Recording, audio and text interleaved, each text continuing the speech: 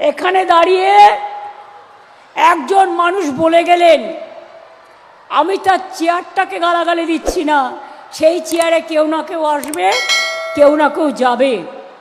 কি বললেন? তারা নাকি ধ্রুপদী ভাষাকে স্বীকৃতি দিয়েছেন। আমি বলি ঝুট, হ্যাঁ ঝুট, সম্পূর্ণ মিথ্যে। আপনারা সব ধ্রুপদী ভাষাকে দিয়েছিলেন, বাংলা ভাষা ছাড়া। আমি 5 বস্তা বই পাঠিয়েছিলাম দিল্লিতে, এভিডেন্স দিয়ে। আমাদের আগে পাওয়া উচিত ছিল, আপনারা করেননি, আমরা বাধ্য করেছি আপনাদের করতে। এটা মাথায় রাখবেন, আপনি করেননি, আপনার সরকার করেনি। এর জন্য আমাকে রিসার্চ টিম তৈরি করতে হয়েছিল।